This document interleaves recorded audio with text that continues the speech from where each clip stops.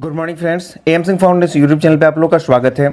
आज है 24 तारीख और आप लोगों के दिमाग में ये प्रश्न था कि 23 तारीख बीत जाने के बाद भी बीपीएसएससी ने अब तक ऑफिशियली कोई नोटिफिकेशन क्यों नहीं जारी किया है। ये जो विवाद चल रहा था आपको बीएसएससी और बीपीएसएससी के 29 नवंबर के एग्जाम डेट के विवाद पर, क्योंकि ऐसी संभावना थी कि 23 तारीख तक बीएसएससी के द्वारा कुछ ना कुछ नोटिफिकेशन जारी कर दिया जाएगा। तो इस वक्त देखिए मैं बीएसएससी के ऑफिशियल वेबसाइट पर हूँ, यहाँ पे देखिए कि क्या अपडेट है। तो देखिए आज जो है 24 तारीख है आज, और जो सबसे इसका लेटेस्ट अपडेट है वो 23 तारीख के डेट में अपडेट है। उससे बाद आपको 14 तारीख के डेट में, तो 23 तारीख और 14 तारीख दोनों ही अपडेट जो है वो आपको पोस्ट ड्राइवर वाले एडवर्टीजमेंट के संबंध में यहाँ पे नोटिफिकेशन है। मतलब साफ है कि अब तक बीएसएससी के द्वारा जो ये पूरा का पूरा जो विवाद चल रहा है उस पर कोई भी नोटिफिकेशन जारी नहीं किया गया है। अब आप लोगों के दिमाग में कई तरह के प्रश्न उठ रहे हैं और वो लगातार छात्र हमको मैसेज कर रहे हैं कि सर बताइए 23 तारीख वाले पूरे मैटर में क्या हुआ, बीएसएससी के द्वारा अभी तक एक्सटेंड क्यों नहीं लिया गया है। बहुत सारे छात्र बोल रहे हैं कि डिप्रेशन में हूँ, उन चीज़ों पर भी बात करेंगे। लेकिन सबसे पहले अपडेट देते हैं कि ऐसा क्यों हुआ कि बीएसएससी ने अब तक कुछ भी जारी नहीं किया है। बात करते हैं सबसे पहले 22 तारीख को। देखिए 22 तारीख को स्टूडेंट फिर से गए थे, पहले 19 तारीख को गए थे, फिर दोबारा 22 तारीख को गए थे, और ये वही छात्र थे जो लगातार इन चीज़ों को ऑपरेट कर रहे थे। तो 22 तारीख को ये करीब 30 की संख्या में वहाँ पे गए थे और उन्होंने उस दिन चेयरमैन से ही बात किया, जो बीएसएससी का जो चेयरमैन है उनसे खुद ये स्टूडेंट वहाँ पे बात किए थे। 5 लड़कों का डेलीगेशन गया था अंदर, और उन्होंने हर एक चीज़ को शुरू से अंत तक हर एक चीज़ को वहाँ पे आयोग के अध्यक्ष को समझाया, उनके चेयरमैन को समझाया, और उनसे रिक्वेस्ट किया कि सर अब इस परिप्रेक्ष्य में आप अपनी तरफ से कुछ कीजिए ताकि छात्र के हितों का टकराव ना हो, उनका जो है मैक्सिमम रक्षा हो सके, ताकि वो लोग दोनों एग्जामिनेशन में भाग ले सकें। लेकिन बीएसएससी के अध्यक्ष के द्वारा बहुत ही अनएक्सपेक्टेड जवाब दिया गया और वहाँ से कहा गया कि नहीं, हम भी एग्जामिनेशन डेट को आगे नहीं बढ़ा रहे हैं। वो भी बोल रहे थे कि सारी गलती मेरी नहीं है, गलती सारी की सारी बीपीएसएससी की है, जो भी है स्थिति है हम आगे नहीं बढ़ाएंगे, हम भी 29 तारीख को ही एग्जामिनेशन लेंगे। तो बीएसएससी के अध्यक्ष के द्वारा वहाँ पर उनके चेयरमैन के द्वारा ये स्पष्ट कर दिया गया। करीब 1 घंटा तक वहाँ पे वार्तालाप हुआ, छात्रों ने बहुत उनसे रिक्वेस्ट किया, उनके पास जितने भी ऑप्शंस थे हर एक चीज़ को वहाँ पर उन्होंने बताया, ट्राई किया, लेकिन बीएसएससी के अध्यक्ष के द्वारा भी ये बात नहीं माना गया। उनसे इतना भी रिक्वेस्ट किया गया आप 1-2 दिन पहले कर लो, 1-2 दिन आगे बढ़ा लो, लेकिन फिर भी उन्होंने कहा नहीं माना। बात क्या होगी ना कि अब देखिए ये जो 29 नवंबर वाला जो एग्जामिनेशन डेट का विवाद है ना, ये दोनों ही आयोग ने इसको अपना एक मतलब कि नाक का सवाल बना लिया, प्रेस्टीज का सवाल बना लिया है। नहीं, हम 29 नवंबर को लेंगे तो लेंगे। हालांकि उन लोगों को छात्रों के हित नहीं दिख रहे हैं। अब यहाँ पे बहुत सारी बातें हैं, यहाँ पे बहुत सारे स्टूडेंट का ग्रुप हो गया, तो फार हो गया, वो ये बोल रहे हैं कि नहीं 29 तारीख को दोनों एग्जामिनेशन हो। इससे पहले क्या एग्जामिनेशन नहीं हुआ है? मैं इस पर कुछ भी नहीं कहना चाहूँगा। देखिए पहले भी एग्जामिनेशन हुआ है और 1-2 क्या 5 एग्जामिनेशन हुआ है, लेकिन बात जब छात्रों के हितों के टकराव की होते हैं तो इसलिए मुद्दा बहुत ही लाजमी बन जाता है बिहार के कंटेक्स्ट में। फिर भी हर एक तरह के लोग जुड़े हुए हैं, हर एक तरह के लोगों की अपनी मर्जी है। कुछ लोग चाह रहे हैं कि नहीं दोनों एग्जामिनेशन एक दिन हो, कुछ चाह रहे हैं कि अलग अलग हो, और बहुत सारी बातें हैं। तो मैं उन पर बहुत कमेंट नहीं करना चाहूँगा कि वर्तमान में क्या स्थिति है। वो छात्र बहुत वहाँ से निराश होकर लौटे और अंत में उन्होंने जो है कानूनी जो है पूरे सलाह की बात सोची है, कानूनी रूप से इस मैटर पर आगे बढ़ने की बात सोची है। उसके संबंध में भी देखिए उन्होंने एक चिट्ठी मेरे को भेजी है। उसके छात्रों का जब वहाँ बीएसएससी के ऑफिस से निकले और वहाँ से कोई बात नहीं बना तो उन्होंने एक चिट्ठी अपने ग्रुप में शेयर किया है, जितने भी लोग हैं जिनका कॉमन एग्जामिनेशन पढ़ रहा है, ठीक है ना। तो उन्होंने क्या कहा है कि दरोगा एवं बीएसएससी दोनों अभ्यर्थियों से मुख्य रूप से इन्होंने अनुरोध किया है कि 15 दिनों से उन्होंने हर एक चीज़ पर मैटर पर इन्होंने आवाज़ उठाई, लेकिन आयोगों के द्वारा कोई भी इस पर निर्णय नहीं दिया गया है।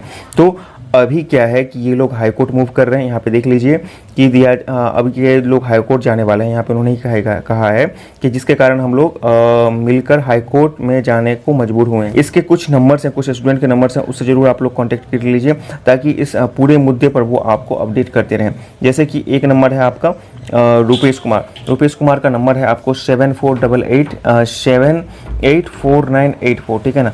इनसे आप कांटेक्ट कर सकते हैं इस पूरे मुद्दे की जानकारी के बारे में। धर्मेंद्र कुमार है 6206124393। मतलब कि ये जो पूरा अब जो मैटर आपको कोर्ट में चला गया है, तो इन स्टूडेंट से आप कांटेक्ट में रह सकते हैं। वो स्टूडेंट जिनका दोनों एग्जामिनेशन समान पढ़ रहा है, एक ही दिन पढ़ रहा है, और वो चाहते हैं कि नहीं अब भी उनके पास जितने ऑप्शंस हैं एग्जामिनेशन डेट को अलग अलग कराने के लिए, वो उसका उपयोग करना चाहते हैं, मतलब कानूनी जो है सलाह या कानूनी तरीके से उनको आगे बढ़ना चाहते हैं, तो ये इन छात्रों से इस मुद्दे की जानकारी ले सकते हैं। वो बात करते हैं छात्रों के कॉमेंट के बारे में।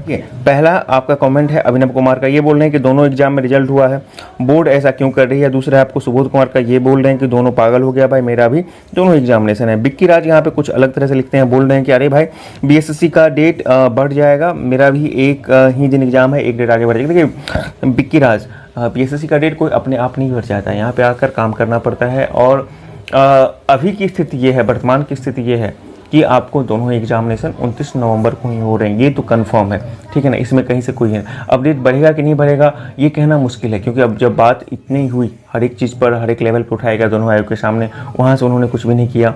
अब बात कोर्ट जाने वाली है, उसकी सुनवाई शुरू होने वाली है दुर्गा पूजा की छुट्टी के बाद। अब कोर्ट में जितना जिनके एग्जामिनेशन कॉमन पढ़ रहे हैं वो अपने बातों को किस तरीक़ा से उठाते हैं संगठन बनाकर वकील के द्वारा, तो वो भी बहुत महत्वपूर्ण करेगी। खैर, तो ये अपने आप कुछ भी नहीं होता है विक्की राज। उस पर से देखिए सबसे महत्वपूर्ण कमेंट में यहाँ पर पवन गुप्ता का, इनका ज़रूर मैं बोलना चाहूँगा। पवन गुप्ता ये बोल रहे हैं कि मैं डिप्रेशन में हूँ भाई, क्या करूँ। और ऐसे स्टूडेंट के लिए जेन्युइनली मेरे लिए बहुत ही कंसर्न है, और इनके बारे में मैं शुरू से बोल रहा हूँ और अब भी बोलूँगा कि भाई जो चीज़ आपके हाथ में नहीं है ना, उसको लेकर खुद को तकलीफ मत दो। मैं शुरू से बोल रहा हूँ, आप मेरे जितने भी वीडियो उठा के देख लो, मैं बार बार बोल रहा हूँ कि आयोगें अपना काम कर रही हैं। ये जो मूवमेंट पढ़ाई और लड़ाई साथ साथ ये भी अपना साथ साथ चल रहा है। अभी आपके हाथ में ये नहीं ना है। देखिए यहाँ पे बीपीएससी ने पहले बोला था कि हम चलिए इस पर कोई सकारात्मक पहल उठाएंगे, पीएससी ने भी बोला, लेकिन दोनों आयोग ने एक तरह से हाथ पीछे खींच लिया। दोनों आयोग ने इसको अपने नाक का एक मुद्दा बना लिया, अपने प्रेस्टीज का एक मुद्दा बना लिया और अड़ गई। ठीक है, उनके लिए छात्रों का हित बाहर में जाए उससे कोई मतलब नहीं है उनको, बस अपना एक बार, हालांकि दोनों ही आयोग फिसड्डी साबित हुई, दोनों ही आयोग पूरे जो भी रीजन हो कोरोना के कारण या अन्य कारण से एग्जामिनेशन नहीं कर पाए। अब एक डेट पर अड़ गई है तो ये गलत है। ऑल्दो यहाँ पे गलती पूरी की पूरी बीपीएससी की है, फिर भी अब क्या कह सकते हैं, कोई भी आयोग इस बात को समझने के लिए तैयार नहीं है। तो वो चीज़ें आपके हाथ में नहीं ना है। अभी मामला कोर्ट में चला गया है तो कोर्ट में क्या होगा ये भी आपके हाथ में नहीं है। तो इस दिन में अब आपके पास समय कितना है, बामुश्किल 1 महीना का समय है, तो आपकी तैयारी नहीं छूटनी चाहिए। पवन जी, मैं आप जैसे स्टूडेंट के लिए बिल्कुल ही जेन्युइनली कंसर्न रखता हूँ और बस यही कहना चाहता हूँ इस चीज़ से उबरिए। अभी जो चीज़ आपके हाथ में नहीं है, आपके हाथ में क्या है, पढ़ाई करना। आपके हाथ में क्या है कि हाँ आपका जो मुद्दा है उसको हर एक जगह पर उठाना, उसको और स्ट्रेंथनिंग करना, उसको और मजबूत करना, तो उसको आप करते रहिए। बाकी चीज़ आपके हाथ में नहीं है तो उसको आप छोड़ के आगे बढ़िए, ठीक है ना।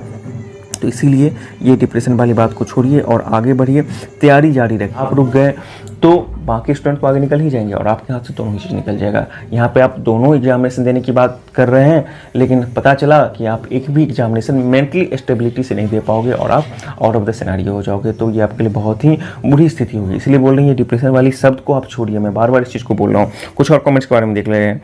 देखिए रोहित कुमार बोल रहे हैं कि सर बीएसएससी का क्या हुआ, ये 23 तारीख वाली डेट की बात कर रहे थे तो मैंने उसके बारे में तो अपडेट कर दिया कि अभी क्या स्थिति है।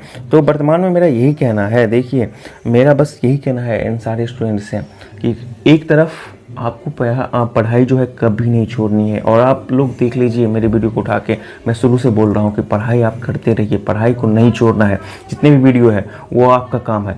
आप अपने काम को स्टॉप कर दिए हो और बोल रहे हो कि मैं डिप्रेशन में हूँ। भाई जो चीज़ आपके हाथ में नहीं है उस चीज़ को लेकर क्यों अपने आप को इतनी तकलीफ दे रही हो, ठीक है ना। वर्तमान की स्थिति क्या है कि वर्तमान को दोनों ही एग्जामिनेशन 29 नवंबर को हो रहे हैं, ठीक है ना। यदि कोर्ट में आपके हक में फैसला सुनाती है तो हो सकता है कि किसी एक एग्जामिनेशन डेट को एडजस्ट करने की बात कहे, या नहीं भी हो सकता है। कोर्ट में मामला टिकेगा नहीं टिकेगा ये बात की बात है, वो तो चलते रहेंगे, ठीक है ना।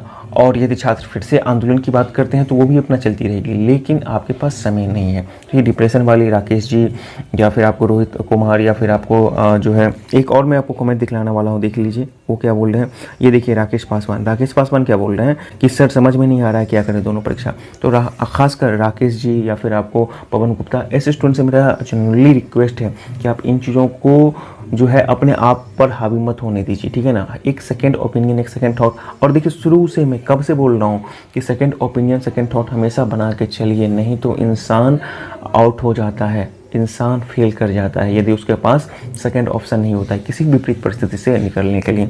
तो वो करते रहिए, साथ ही साथ जितने भी ये बातें चल रही हैं उसमें अपना कंट्रीब्यूशन भी करते रहिए, ताकि आपकी आवाज़ कोर्ट से लेकर सड़क से लेकर कानून तक हर एक जगह उठती रहे और आपकी तैयारी ना छूटे। प्रिपेयर रहो, एटलीस्ट आपका माइंड पहले से प्रिपेयर है कि हमको किसी एग्जाम में जाना है और उसको आप आसानी से निकाल सकें।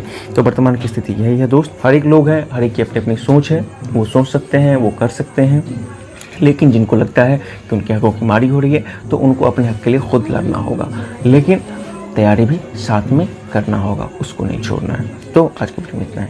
सब्सक्राइब करें हमारे चैनल एम सिंह फाउंडेशन को और बेल आइकन को प्रेस करने के बाद नोटिफिकेशन को ऑन कर लें कॉम्पिटिटिव एग्जाम की तैयारी एवं संबंधित सभी जानकारी सबसे पहले पाने के लिए।